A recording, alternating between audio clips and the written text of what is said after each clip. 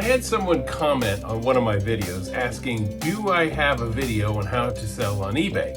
Which really stumped me for a little bit because in my mind, all of my videos are how to sell on eBay. After a little bit of reflection, I think I got the message that it can be confusing or overwhelming when you first get started. There's so much on the channels that talk about eBay, so much detail, shipping, taxes, listing, creative ways to source, that it can be a little overwhelming. I kind of liken it to the game of chess. I can teach anybody in 10 minutes the basic moves of chess, and if somebody else is learning at the same time as them, they can go off and have a great time playing chess.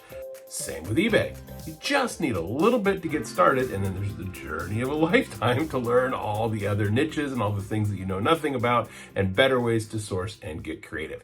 So what I want to do here is just take it down to the fundamentals, the basics that you need to know to get started selling on eBay. Now, at its core, selling on eBay is simply finding something at a price and selling it on eBay for a much higher price. Something that somebody doesn't want anymore, whether that's in your own house because you don't want a certain item, that's the cheapest place to get stuff, or at a thrift store where you find something that somebody's donated because they don't need it, and maybe you pay $5 and you flip it on eBay for $20 and maybe you make $15 after fees. So that's the basics of it on what you're doing. You're not trying to build a brand, you're not trying to build a storefront, you're not having to create your own website and SEO and do lots of marketing to get started. These things you can maybe do later, but that's not necessary at all to get started and be successful. Now, what do you need to get started? And you really don't need very much. The main thing that you need is a mobile phone. I use an iPhone because when you are at garage sales or thrift stores and looking at items that you might think you want to sell, you've got to know whether it's worth it. And so your cell phone is going to be your command center. We'll get into that in a little bit more about what that looks like. But you also need shipping supplies. And the easiest way to get shipping supplies is simply to reuse what comes into your house. If you buy a lot of stuff on Amazon like my family does, you've got all sorts of sizes of boxes and mailers and all sorts of things. Reuse that, but you're still going to need to buy some things. You're going to need to buy tape. You're probably going to need a box cutter. You might need some bubble wrap if you don't get enough of that. And don't be afraid to invest in these items.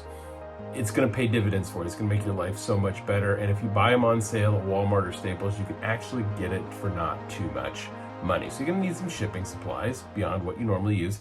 And then the other thing you're really going to need is a scale. You absolutely have to have a scale so that you can pack your items up and then weigh them and figure out exactly what the postage is going to be. And then finally, you need a printer. Now, there are specific label printers. I have a Dymo here and I have one upstairs for printing labels. That's what they're for. They're great. Don't need it. Any printer to start with will work, even the color printer that you've had forever. But you're going to need that because if you're not printing your own labels, that means you're going to UPS or the post office and buying at the retail counter, and that is way more expensive than buying the labels from eBay when you have sold an item. And we'll get into that a little bit more too. So once you have all of those things, those are the basics that you need to get started.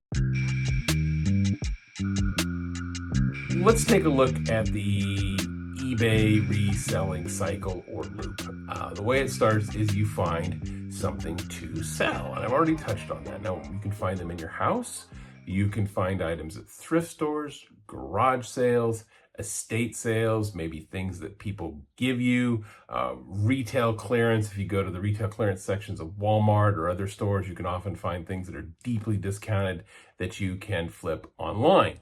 Once you've found something that you think might be valuable, then you need to confirm that it's valuable. And this is where your smartphone is invaluable. You download and put the eBay app on your phone, and then you can use the app to look up how many items that, like you're looking at, how many of them are listed on eBay for sale currently, and how many have actually sold.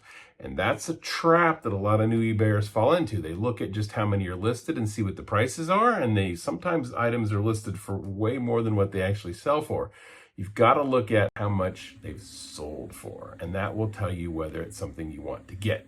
The other thing to bear in mind is we call it the sell-through rate. If there are 10 items listed and 10 have sold, that's a 100% sell-through rate. If there's 10 listed and only 5 have sold, that's a 50% sell-through rate. So the higher the sell-through rate, the better. Ideally, you'd love it when there's like 5 things listed and 75 of them have sold.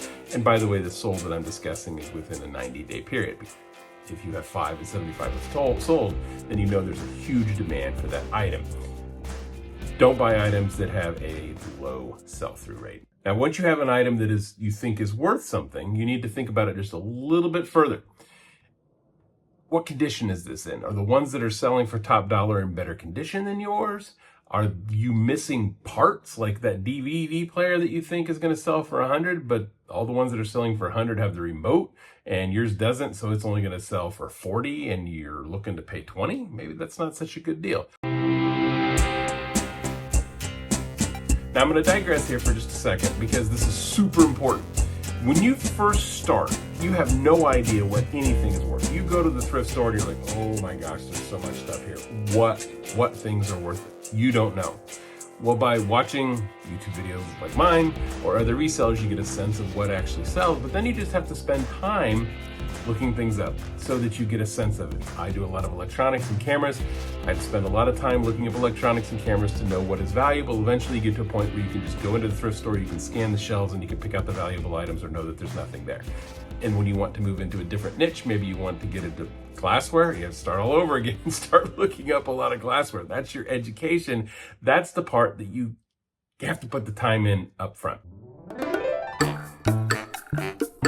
The next step is you list your item on eBay. Now there's a few things to keep in mind. You want to take lots of pictures, and I take video sometimes. You don't have to, but lots of pictures. The more the merrier. Don't just put 1 or 2 up there. You can have up to 24 pictures. And then you want to create a title and a description for your item that is keyword rich and is going to get somebody's attention. Like, if it's brand new in the box, put new in the title. People are going to grab onto that.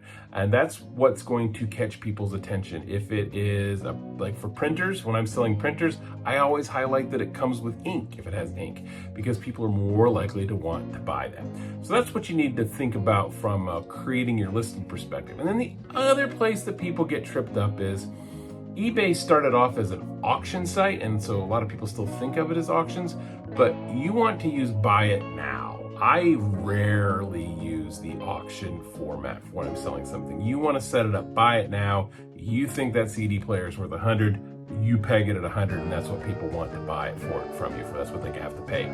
Don't put it at an auction, because it doesn't go as well. People don't like auctions because they have to wait 7 or 10 days or however long for the auction to be done to buy it. They want to buy their item right now, and they go to buy it now, and they can get it right then and there. If you're not sure what something's worth, you can start high and then always lower the price. Now, there is a place for auctions, but that's generally with weird or rare items, and that's kind of eBay 102. So we'll still stay away from that for the moment. The next thing is, once it sells, well, you ship it. You pack it up and you ship it up. Now, the key here with shipping things is, when you have put it in that box, make sure that there is enough space around it that it will not break. And remember the adage, if it shakes, it breaks. Your item needs to be immobilized in that box or package so that it's not going to get broken in any way, shape, or form. And always wrap up accessories too in a little bit of packing so that they can ride smoothly as well.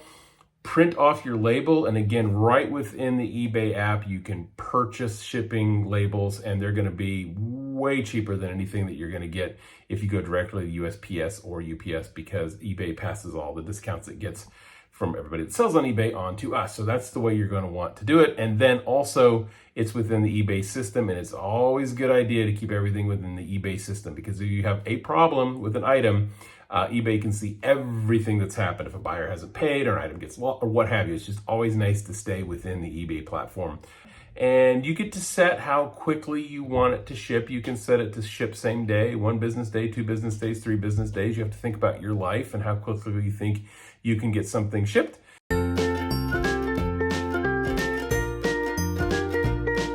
And then the next step is close the loop and reinvest your profits. Just take the money that you made. If you sold that CD player or that DVD player for $100 and you bought it for 20, maybe you're going to make 70 after fees and everything, 65 or 70. Go out and buy 4 or 5 other items and do the same process over and over again. That's really it. You just buy something, list it, sell it, and go. And really the way you're going to learn this is just to jump into it. So if you're scared or nervous about losing money, just sell some stuff that you got around your house. I know you've got something in your house that you can pick up and put on eBay, and that's how you're really going to learn. Academically, you can watch these videos all day long and think about it all day long, but until you actually take the step and jump in the water, you're never really going to learn it. So until next time, happy thrifting.